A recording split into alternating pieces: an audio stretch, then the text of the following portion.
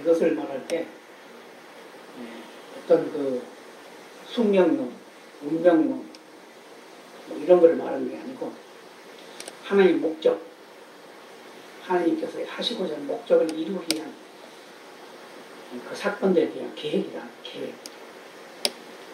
그러니까 우리를 구원하기 위해서 작정하셨고 선택하셨죠. 이런 것들을 말하고 있어요. 그래서 누구도 하나님 앞에 나를 왜 선택하셨습니까? 나를 왜 선택하지 않았습니까? 말할 수가 없다는 거예요.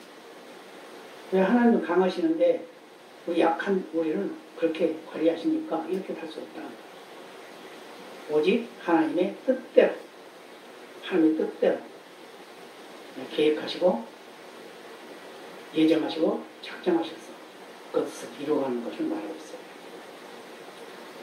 그래서 하나님의 작정은 세상의 모든 것이 이미 정해져 있는 그런 것이 아니다 그 말이에요. 숙명론 팔자적이다. 이런 것도 아니다.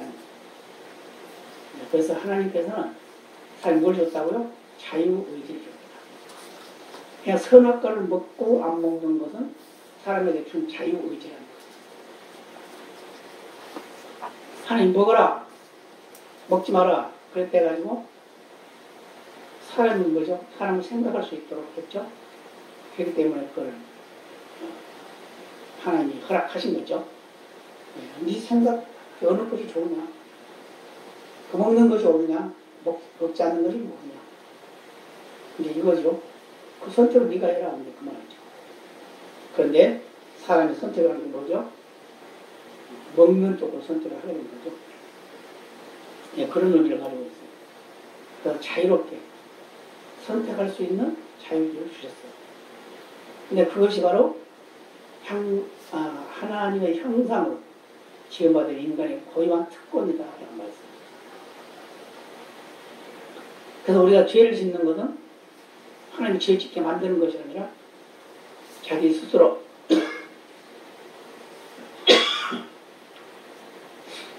마귀에게 속아가지고, 그러니까 선악과를 먹을 때도 마귀에게 속아서 먹게 되죠. 그런다는 거죠. 그래서 자유의지를 그 선택을 남용했습니다. 자기 생각대로 했다고 말이죠. 그러니까 하나님의 뜻 쪽에서 생각한 것이 아니라 자기 생각 속에서 했다는 거죠. 네, 그래서 우리 인간은 조상부터 물려받은 죄, 그것이 있기 때문에 우리는 항상 죄인으로 있는 것이다.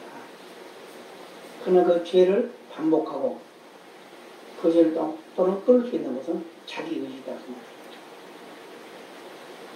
그 다음에 구원과 관련된 하나님의 작정은 언제 시작되었나요? 이렇게 말했습니다. 언제 했다고요? 만세 전에 미리 정하셨습니다. 네, 고린도전서 2장 7절의 말씀입니다. 영원부터 정하셨다.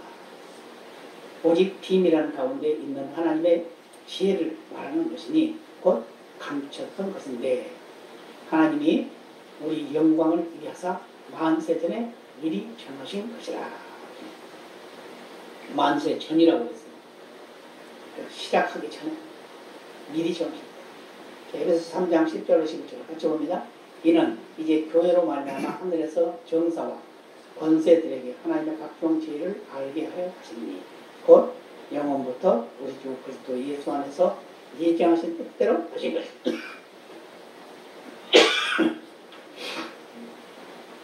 예정하신 뜻대로 하나님 예정하신 대로 있다. 그러면 만세 전이나 영원부터라는 어떤 의미냐?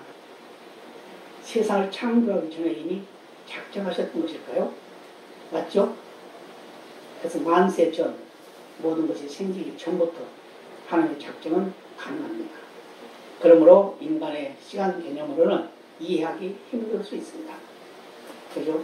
이거 이해가 안 되죠. 우주 공간 역시 인간의 상상력으로는 가늠이 안 되는 것과 같습니다.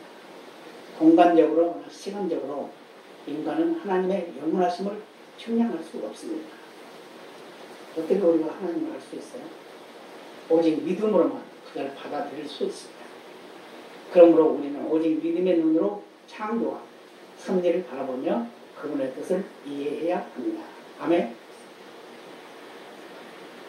하나님 무슨 말씀을 하시든지, 왜냐 그분이 창조주이기 때문에 무슨 일을 하시든지 그분이 전능하신 분이기 때문에 우리 인간의 그 능력으로는 따라갈 수 없다는 걸 말씀해 주고 있는 거죠. 그러면 작정이 완전하심을 통하여 하나님이 어떤 분인가 알 수 있나요? 하나님의 지혜와 지식이 인간의 상상을 뛰어넘을 만큼 풍성하심을 알 수 있습니다. 인간의 지혜와 지식을 뛰어넘는. 그래서 하나님만이 가진 속성이 있다고 했어요. 이게 이제 중요합니다. 그 속성, 첫 번째, 자존성입니다. 이것은 스스로 존재하신다는 뜻입니다. 자존성, 스스로 계신다는 뜻이에요. 나 스스로 있는 데다 그 말이에요. 둘째, 불변성입니다. 하나님은 결코 변하지 않습니다. 영원히 변함 없기에 그분의 지혜 역시 불변합니다. 하나님은 한 번 마음먹으면 그 변질됐죠. 그 속성 자체가. 자, 무한성입니다. 하나님은 무한한 지혜와 능력을 가지셨습니다. 누구도 그것을 측량하거나 상상할 수 없습니다. 아무리 과학이 발달해도 측량은 불가합니다. 네 번째, 유일성입니다. 하나님은 오직 한 분입니다. 사람은 수없이 많고 또 계속 태어나지만 하나님은 오직 한 분이십니다. 이러한 속성을 가지신 하나님은 우리를 무한히 사랑하시기 때문에 독생자도 아끼지 않고 우리에게 주셔서 우리를 구원하시고 구원한 백성들을 세상에 보내요. 이러한 하나님을 증거하는 삶을 살게 하셨음을 믿고 많이 증거하시기 바랍니다. 하나님의 속성 뭐죠? 첫 번째 뭐였어요? 자존성, 스스로 계시다 그랬죠? 두 번째, 불변성, 변치 않는다. 세 번째, 무한성, 한이 없다. 네 번째, 유일성, 한 분밖에 없다. 이걸 기억하시기 바랍니다. 그 다음에 하나님이 작정하셨다는 핑계로 우리는 아무것도 하지 않고 가만히 있어도 될까요? 이렇게 물어봤어요. 마태복음 25장 24절 30절입니다. 하나님께서는 그의 작정을 우리들이 주어진 자리에서 주어진 일을 열심히 감당하는 것을 통하여 이루어 가십니다. 그러므로 아무것도 하지 않는 것은 악하고 게으른 죄입니다. 우리 그 성격이 다 각각 달라요. 근데 성격이 각각 다른데도 불구하고 하나님께서는 똑같이 우리에게 대하십니다. 어떤 사람은 느릿느릿하는 사람이 있는 거는 어떤 사람은 빨랑빨랑하는 사람이 있고 어떤 사람은 열심히 하는 사람이 있는 거는 어떤 사람은 그렇지 않는 사람도 있단 말이에요. 근데 그런 가운데서 하나님은 다 똑같이 해가기를 원하신다는 거죠. 근데 이제 그 특성을 살려서 일을 맡기기도 해요. 자, 하나님께서는 그의 작정을 우리들이 주어진 자리에서 주어진 일을 열심히 감당하는 것을 통하여 이루어 갔습니다. 그렇죠? 그러므로 아무것도 하지 않는 것은 악하고 게으른 죄입니다. 어디서 이 말씀을 하셨죠? 마태복음 25장 달란트 비유에서 말씀했죠? 같이 봅니다.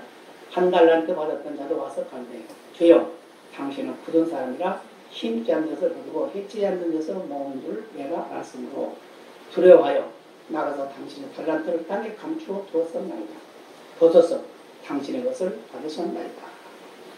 그 주인이 대답하는데 악하고 게으른 종아 나는 심지 않는 데서 거두고 해치지 않는 데서 모은 줄로 내가 알았느냐? 그러면 내가 마땅히 내 돈을 취리하는 자들에게나 두었다가 나로 돌아와서 내 본전과 별일을 받게 할 것이니라 하고 그에게서 그 한 달란트를 빼앗아 10달란트 가진 자에게 주어라. 오늘 있는 자는 받아 풍족하게 두고 없는 자는 그 있는 것까지 빼앗기리라. 이 무익한 종을 박박 어두운 데로 내가 쫓으라. 거기서 슬피 울며 이를 갈미 있으리라 하니라. 무슨 말이죠? 달란트, 재주를 말하는 거예요. 능력을 말하는 거예요. 그러니까 종들에게 하나님이 달란트를 맡겼어요. 어떤 주인에게 종들이 있어요. 근데 그 종들에게 달란트를 맡깁니다. 재능을 맡겼단 말이에요. 재능대로 일을 맡겼다는 말이에요. 근데 그걸 이제 달란트, 돈으로 맡겼어요. 5달란트 맡긴 사람, 2달란트 맡긴 사람, 1달란트 맡긴 사람. 이렇게 세 종류로 맡겼어요. 근데 5달란트 맡은 사람은 그걸 가지고 나서 열심히 장사해가지고 그걸 10달란트를 만들었습니다. 2달란트 받은 사람도 열심히 장사해서 4달란트를 만들었어요. 근데 1달란트 받은 사람은 주인이 혹시 내가 손해보면 나한테 벌 내리지 않을까, 내가 변상이 되지 않을까, 그런 생각을 해서 감춰놨던 거예요.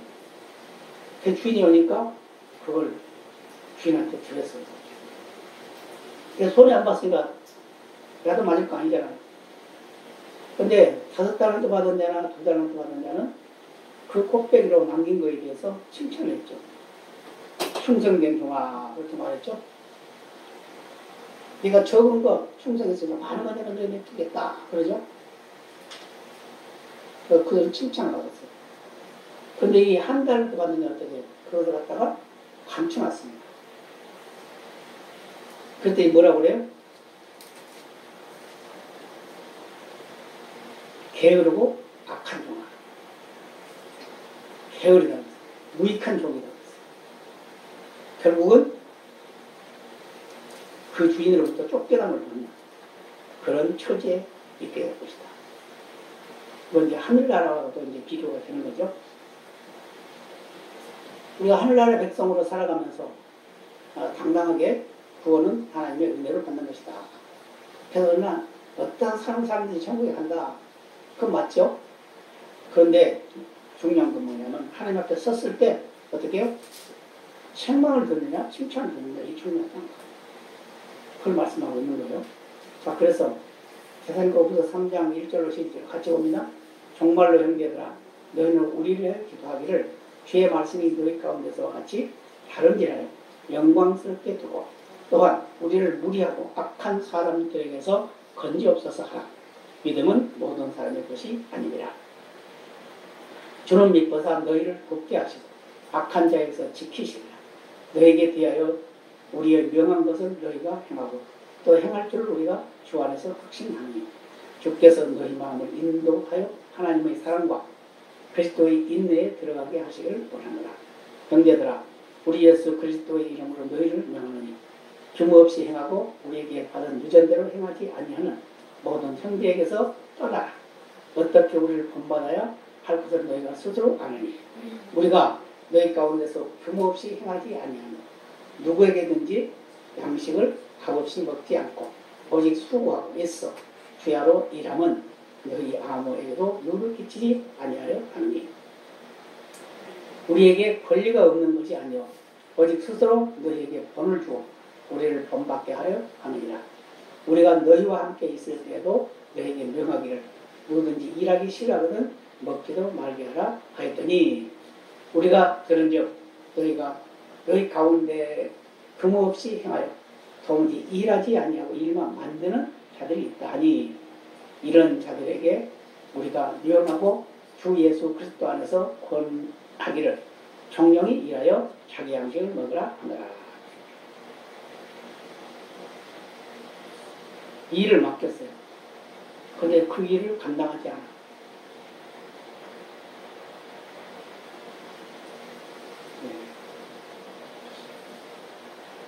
요즘엔 지금 걱정되는 게 뭐냐? 가정사에서의 걱정들을 많이 해요. 정치적인 것도 그렇고 경제적인 것도 그렇고 모든 환경의 여건까지도 걱정을 많이 합니다. 그게 왜 그러냐? 하나님이 원하시는 뜻을 제대로 헤아리지 못하고 순종하지 않기 때문이에요. 그래서 하나님이 원하시는 뜻은 우리를 통해서 하나님의 자녀들을 통해서 하나님의 이름이 존귀히 드러나야 돼요. 하나님의 영광이 드러나야 된다 그 말이에요. 그러면 어떻게 돼요? 게으르면 안 되겠죠? 나태해도 안 되겠죠? 어떻게 해요? 열심을 해요. 일할 때도 열심을 하고 어떤 환경의 여건 속에서 열심을 하고 최선을 다하는 그런 삶을 살았을 때 하나님이 우리에게 주시는 복을 누리게 된다는 걸 말씀해주고 있어요. 오늘 이 말씀을 통해서 뭘 말하고 있어요? 일하기 싫어하거든 먹지도 말이야. 아주 굉장히 무서운 말이죠. 너 일 안 했으니까 먹지 마. 그 말이에요. 왜 그러냐? 네가 일 안 하고 먹는 것도 좋다. 그렇지만 너는 일 안 하고 먹는 그걸로 끝나면 안 돼. 네가 일을 해서 다른 사람을 도와줄 줄 아는 그런 사람이 돼야 되는 거야. 그걸 말씀하고 있는 거야. 바로 성도는 바로 내가 도움을 받는 대로 사는 것이 아니라 도움을 주는 대로 살아가야 된다는 걸 말씀을 드리고 있습니다. 자, 그럼 신학적인 예설을 볼까요? 창조주 하나님께서는 사람에게 일을 복으로 주셨습니다. 그렇죠? 하나님의 형상대로 지음받은 사람에게 세상을 다스리는 일을 맡기셨습니다. 하나님의 작정은 이런 인간의 일을 통해 이루어지게 됩니다. 하나님이 하나님의 형상대로 만들어 놓으시고 세상을 다스리게 하셨어요. 그런데 요즘 어때요? 세계가 난리가 나죠? 너무 더워가지고 난리야. 너무 더워가지고 불이 많이 나. 또 겨울에 막 홍수가 져요. 여름에 눈이 내리고 우박이 내리고 막 그러죠. 제가 군대 생활할 때 보면 6월달인데 그때 막 우박이 막 얼마나 크게 떨어지는지. 지금도 보면 내 손에 그 상처가 있어요. 우박 맞아 손 깨진 상처가. 그 여름에 그런다. 이게 계절을 바로 계절이 정상적으로 돌아가지 않기 때문에. 근데 이게 왜 그러냐? 사람들 때문에 그런 거죠. 하나님이 창조하신 창조의 원리의 기능을 발휘해야 되는데 그렇지 않고 자꾸 파괴시키는 거예요. 파괴시키냐 문제가 자꾸 발생하는 겁니다. 그래서 다큐멘터리도 보면 그러죠. 곰. 북극곰은 어디 있어야 돼요? 눈 속에서 살아야 돼요. 얼음판을 살아야 돼요. 근데 그게 눈이 다 녹아버리고 얼음이 없어져 버리니까 살 길이 없어요. 살 길이 없어요.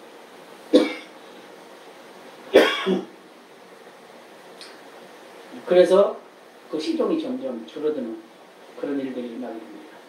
그래서 사람이 그것을 관리해서 보존을 시키려고 하지만 하나님이 원래 창조하신 그 근본 원리는 그 북극곰 그거는 그 얼음판에서 살아야 됩니다. 얼음이 없으면 못 사는 거예요. 그래서 우리가 관리를 잘해야 된다. 그 지구를 잘 보존해야 된다. 이런 것도 우리 인간이 할 일이라는 거예요. 자, 보편적인 진리의 개념이나 도덕성을 인간에게 심어주셨을 뿐 아니라 일반적인 걸 말하는 거죠. 성령의 은사를 주셔서 그 역할을 잘 감당한다면 하나님의 작전이 잘 이루어져 갈 수 있습니다. 우리 인간의 양심만이 아니라 성령님의 능력을 힘입어 살아가면 하나님이 작정하신 의로운 세상이 열리게 될 것을 믿고 나의 삶을 통해 하나님의 기쁘신 뜻이 이루어지도록 최선을 다하는 은혜가 충만하시기를 기원합니다. 하나님의 작전에 내가 속해 있다. 하나님의 예정에 내가 속해 있다. 그렇다고 하면 나는 하나님의 그 작정된 예정된 그 계획을 이루어가야 된다. 그런 믿음을 가지고 있으라는 거예요. 자, 마음을 열고 마음을 말씀을 담아볼까요? 자, 창세기에 등장하는 요셉을 하나님께서는 그의 부모나 형제들이 그에게 절해야 하는 높은 자리에 올라갈 것을 미리 작정하셨습니다. 그렇게 하나님이 작정하셨기 때문에 요셉이 비록 노예로 팔리고 감옥에 갇힌 힘든 일을 겪었지만 하나님께서 작정하신 대로 그 일을 결국 이루어졌습니다. 형들이 요셉을 묘하여 팔아버렸고 보디발의 아내가 그를 억울하게 감옥에 가두었지만 하나님의 작정은 실패하지 않고 성취되었습니다. 오히려 그들의 방해가 요셉을 향한 하나님의 작정이 이루어지는 수단이 되었습니다. 그렇습니다.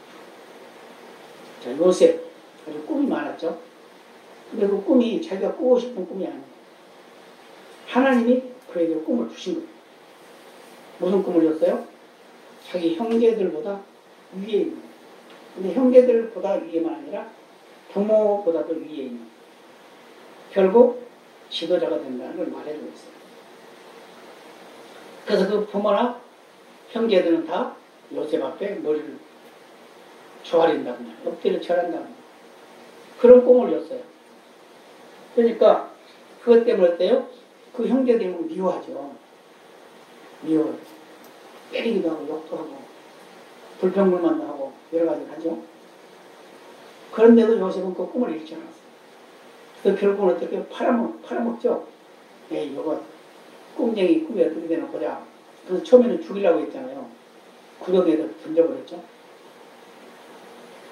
그런데 거기에서도 생명은 하나님께 있기 때문에 하나님이 그 형제 중에 하나의 마음을 감동시켜서 그를 건져내게 합니다. 그래가지고 어떤 생각을 해요? 차라리 팔아버리자. 팔아버리면 이거 어떻게 될지 우리가 알 수 없지 않냐. 예, 그래서 팔아버렸죠. 근데 그 판 그 자체가 바로 하나님이 요셉을 쓰기 위한 계획 속에 있었다는 거예요. 그런 과정을 통해서 요셉은 하나님을 더 신뢰하게 됐죠. 종사를 해요. 종사하는데 종사하는 그 집이 부자가 되는 거예요. 자꾸 열려 잘 되는 거예요. 왜 그랬냐? 요셉을 위해서 하나님이 복을 주신 거예요. 요셉의 믿음을 하나님이 인정하셨다는 거죠. 그러니까 이제 하나님은 또 마귀는 이 요셉을 어떻게 넘어뜨리려고 뭘 했어요? 포디발의 아내를 통해서 유혹을 하죠. 그걸 넘어뜨리려고. 근데 요셉은 넘어가지 않았어요. 근데 그것 때문에 어떻게 또 억울하게 감옥에 들어가잖아요. 감옥에 들어갔는데도 그는 억울하다 소리를 하지 않았어요. 그냥 그대로 들어가서 감옥에 삽니다. 근데 하나님은 감옥에 들어가 있는 요셉에게도 복을 주셨어요. 무슨 복을? 그는 하나님을 신뢰했고 형통했다고 했어요. 그래서 거기서 만남을 하나님 작정하시죠. 바로 왕궁에서 일하고 있는 술관원장, 떡관원장을 만나게 해가지고 그들의 꿈을 해석하는 것이 계기가 돼가지고 그를 그 애굽의 둘째 치리자의 자리까지 오르게 되는 그런 역사를 이루잖아요. 이게 바로 하나님의 계획이다. 이런 것이 바로 하나님의 작정이다. 하나님의 계획이 있고 작정이 있는데 왜 이렇게 내가 힘들고 그랬냐? 왜 나만 이렇게 되냐? 이럴 필요 없다는 그런 과정을 통해서 하나님이 더 강하게 하시고 더 풍성하게 했었어요. 하나님의 큰 영광을 드러내는 그런 삶을 살게 하신다는 걸 말씀하고 있습니다. 그래서 감옥에 갇혀서 힘든 일을 겪었지만 하나님께 작정하신 것을 그는 믿었다는 거죠. 형제들이 그를 미워해서 팔아버렸지만 또 보디발의 아내가 억울하게 감옥에 가두게 했지만 그러나 하나님의 작정은 실패하지 않았다는 거예요. 오히려 그것이 계기가 돼서 하나님의 작정, 애굽의 두 번째 지도자, 총리가 되는 그 역사를 이루게 되는 것이 바로 하나님의 계획이었다는 걸 말씀드리고 있어요. 네, 그래서 나를 위한 하나님의 작정은 무엇인가? 이거 우리가 생각해 볼 문제예요. 우리가 왜 맨날 힘들게 살까? 이렇게 맨날 그냥 이렇게 어려움을 겪을까? 요셉도 그렇게 했어요. 얼마나 어려움을 많이 겪었어요. 그런데 결국은 어떻게 해요? 요셉은 승리자가 되죠. 그러니까 저와 여러분도 승리자가 될 줄로 믿습니다. 그래서 하나님과 동행하는 가운데 자신에게 주어진 상황을 최선을 다하는 그런 사람이 되어야 됩니다. 그래서 하나님의 작정이 이루어지는 걸 기대하면서 살아가는 우리 모두가 되어 될 줄로 믿습니다. 창세기 37장부터 41장까지 다음 주까지 읽어오시기 바랍니다. 그래서 그 숙제예요. 그래서 오늘 여기서 마치겠습니다. 다 같이 기도하시겠습니다.